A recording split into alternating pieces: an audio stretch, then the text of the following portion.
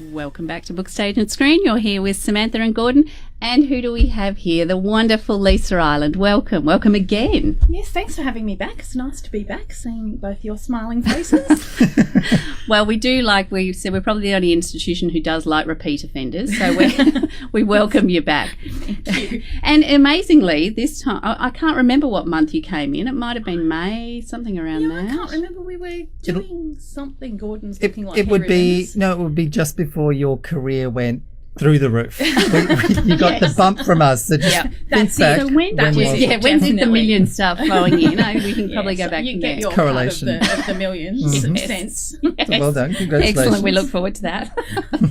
But you were talking about, I remember you said, I can't mention it now, because we say, what are you working on at the moment? You said you were very excited, said you can't mention like the name, or I don't even think the publisher, but yes, I must have just sold, but I think I had not been able to publicly announce it because I don't think I'd signed the contracts or something. Yes. I can't remember, but yes. So that was, I just sold to PanMacmillan, The Shape of Us. Wonderful, yes. And this is your first book with PanMacmillan. It is, yeah. So I sold to, actually I was going to say I sold at the RWA, the Romance Writers of Australia conference last year, but actually I sold just before that, but I got to meet my publisher at the conference. So that was a really lovely experience, yeah. That is nice, isn't it? Yes. When you know the sale. Hi! You bought something. Pretty much the publishing industry, not all the publishers, but a lot of them are in Sydney. So if you are writing in another state, which many, many writers are, you often have long relationships with people in your publishing house and never get to clap eyes on them. So it was very nice to actually have a face-to-face meeting. You know, I mean, we're not so bad down here in Melbourne. It's not too hard to get up to Sydney, but I know a lot of Perth-based writers can have long relationships with their publishers or publicists or even their agents and not meet them face-to-face for quite some time. So that was fun. And it's funny sometimes, isn't it? Although with the internet it's a bit different, but sometimes you've got you see someone, you're like, oh. But even with the internet, like, you see photos, we all put great images of ourselves on them. What? People look at me and I'll say, Lisa Ireland, that, and we'll be like Facebook friends, and they're looking at me and I know they're thinking that you don't look like that on the internet. I have actually, because obviously listeners can't see me, but I actually have this really, really frizzy curly hair. And Sam's just looking at me like, No, you wouldn't know that. It's a little bit curly on the end. Well, I've curled, I do this thing where I straighten it and then I recurl it. This is beauty with Sam and Gordon and Lisa. PanMacmillan will be thrilled to be hearing about these beauty tips and not the... It's quite funny because people who see me in my natural state out and about sometimes will never recognise me. So if I ever get really famous, I've got that incognito thing that I can do. Brilliant. Yeah. Excellent. It's like Nicole Kidman, isn't it? She's got that spirally sort of hair. Yeah, so very similar. Very, very similar. Yes.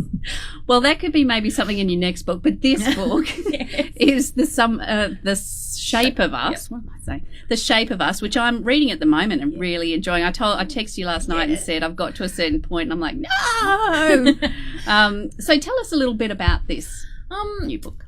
Yeah, this is actually, it's a book that I've had in my head for a really long time, maybe like the concept for it maybe about 15 years even. But I didn't write it until I was confident that I could do the story justice. So, because I wasn't quite sure about how to go about the structure. So, for listeners that don't know anything about the book, it's a book set in a weight loss forum, but an online weight loss forum. So, 4 very different women from different parts of Australia who meet in this online weight loss forum, and that's the only thing really that they have in common. They're different ages, they're different marital statuses.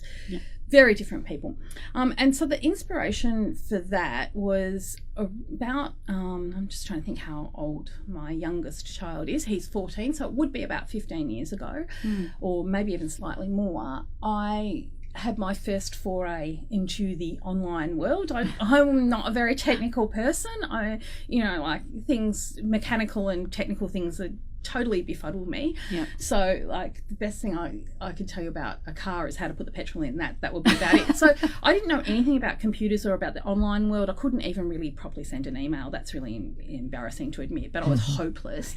And my husband and I were trying to have our third child, and I I kept having miscarriages, and I got, after about the third one, and the medical people were saying to us, well, there's really no reason for this. We can't find any reason, just have to keep trying again. And I thought, there's got to be something else I can do. So I said to David, my husband, show me how this internet thing works. Yeah, he probably rolled his eyes because he works in IT, which is probably why I'm so bad at it, because I like say to him, come fix the computer. Yeah. And so he opened up a browser for me, showed me how to navigate the internet, and I became like an online junkie almost overnight, because I just found all this information about, I was at that time looking for information about pregnancy loss, and I never did find out what happened. We successfully went on to have another baby, so that we had a happy ending, that story. Yeah. But in the meantime, I found this forum called Pregnancy Loss and Info Board, and it was primarily American women, but women from all around the world. And I just couldn't believe I'd never met these people, and I really had nothing in common with most of them, but we forged this like instant friendship because we had this one thing in common. And there's a woman called Becky that I met. She's from Minnesota, and not from a big town in Minnesota. She's from Brainerd or Baxter, which is like north in Minnesota. I've never met her, but we're still friends. 17 years later, we are still friends. We both now, she didn't have any children at the time. She adopted a little boy called Jake, and now has gone on to have a biological child as well. So, but we made this really close friendship. So I kept thinking to myself, this would make a great book. This idea that people who've never met and who really don't have a lot in common can suddenly become really intimate with one another. I told her things at that time that I would never tell and have never told another soul, because we just had this really strong bond over this thing that we'd shared. And so, and then fast forward a few years later, after I'd had the next baby and I was a bit porky, I decided I was going to lose weight, and I joined a weight loss forum. And that's when I thought, that's why I thought, now that would be a great idea for a book, because it's something that most of us can relate to, with either, body image, particularly for women, but also for some men as well. It's such a big issue. Like, we're either trying to lose weight, put weight on, make ourselves huge, as in muscular or, fit. Body image is a big thing. And so it's something that most people can relate to. And so that was where the idea came from, the inspiration came from. Well, so you talked about the structure, because it is an interesting structure that you've got in the book. Yes. So tell us a little bit about that. I don't know if either of you have ever read any online forums. Most people have had some experience in online forums, whether it's, cars or caravans or... And so one of the interesting things, I find them really fascinating if you go in and read the posts that people will put on there. There's often things that they'll very quickly sort of there'll be confrontations, like it'll start off really nice, but it escalates. That's the word I'm looking for, Sam. Like really quickly into so-and-so said this, and then someone else will come in and say, how dare you say that. But they're very emotional because people have the safety of anonymity, and so they will say things that they would never say otherwise. So I didn't want to tell it entirely from the third person, because I thought you would lose some of that immediacy of the emotion of people pouring their feelings out into a forum sort of situation. So the structure is that it starts off in the forum itself, and we see first person posts from each person. And at that point of the book, in the beginning of the book, there's more than just the first person point of view of the four main protagonists. We have all sorts of people in that forum. But after a while, we end up losing some of those extra points of view, because the women who form the strong bond take their posts to a private forum so that they can talk more intimately. So the structure is basically every chapter will start with each of the women with a blog post, or because they take their posts over into this private forum, as I said. So each of them will have a first person point of view where they'll write their blog post, and then I go into a third person narrative choosing one of the protagonists. So for instance, it will have the protagonists' names are Mez, Kat, Ellie and Jules. So you'd have a post from each of those women, and then I might go for the first chapter to Mez's point of view, and it's in third person. person.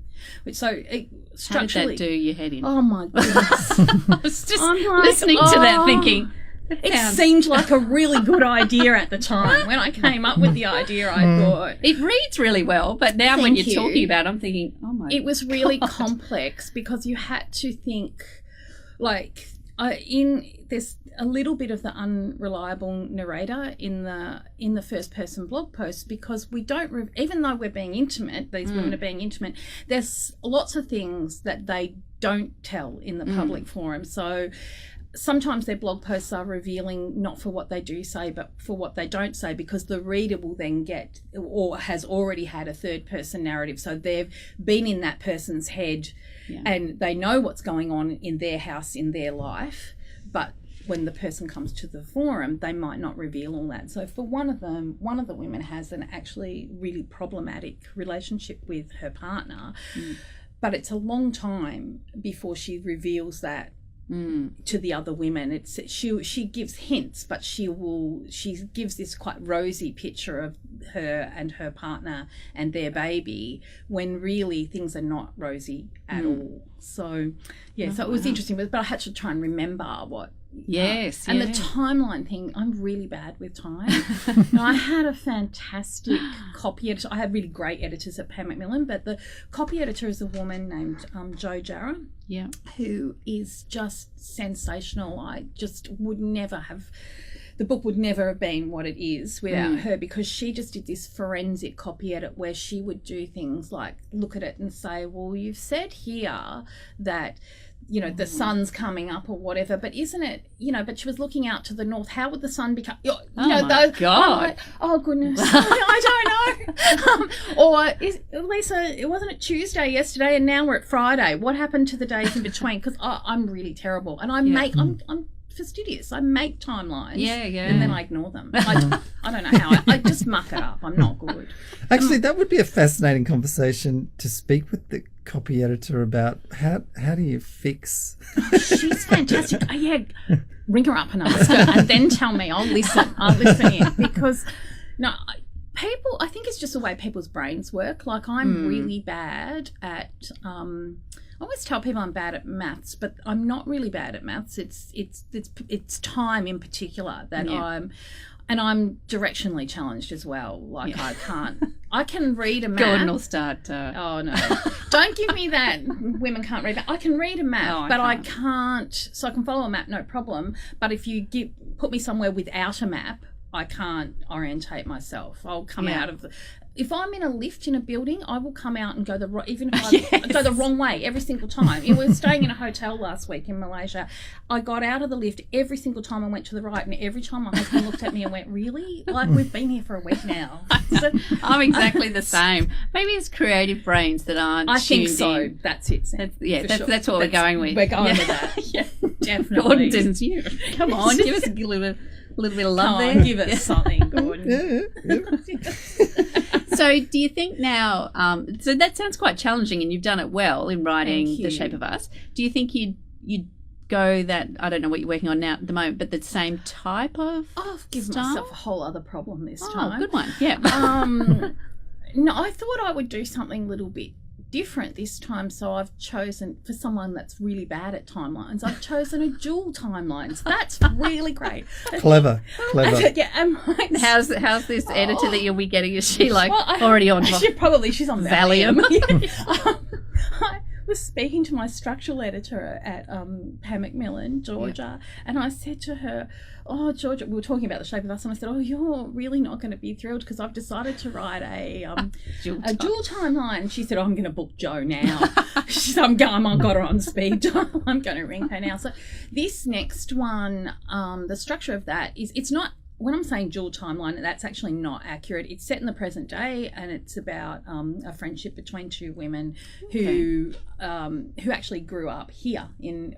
I'm not naming it. I don't think I'll name the suburb Hoppers Crossing, because I think I'll want things in the suburb that weren't there at that time. Right. So that's often why I create fictitious names for suburbs. Not because, but people will often say, "Oh, you based that on Williamstown, didn't you?" Yes. Or whatever. So often I do, but have influences from particularly western suburbs because that's where I grew up. Yes, so places around here often feature.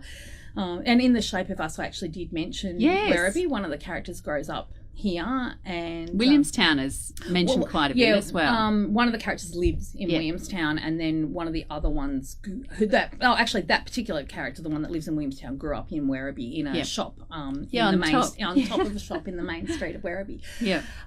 But for this next one, I've based it, like I said, on the present. They're in the present day, and they have been apart for many years. They're best friends who communicate daily. They ring, they text, they're on Facebook together, but they don't actually live in the same city and haven't done for many, many years. One lives in Sydney and one lives in Melbourne, but they grew up as neighbours. Okay. And then at the beginning of the book, the Sydney-based woman moves back to Melbourne. And so it's really just about whether a shared history is enough to maintain a friendship over a lifetime, because obviously when they come back together they find that they're quite different people. Yes. Yeah. And is that based on something happening in your own life? Or no, not really. Just something you wanted to explore?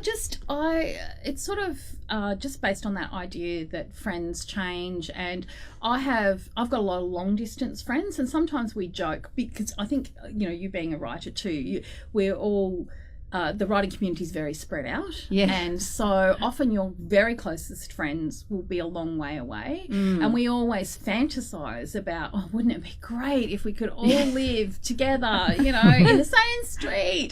Wouldn't it be wonderful? Same house. Yeah, but we'd probably drive each other nuts if we did. So it's not really based on a personal experience or anything. It was just that idea of, what if we all could live in the same place? Would it be fun, or would it not be? But then I added in that layer of, rather than them just being friends, that they had actually grown up together and have this history. So okay, fantastic. Well, that sounds good.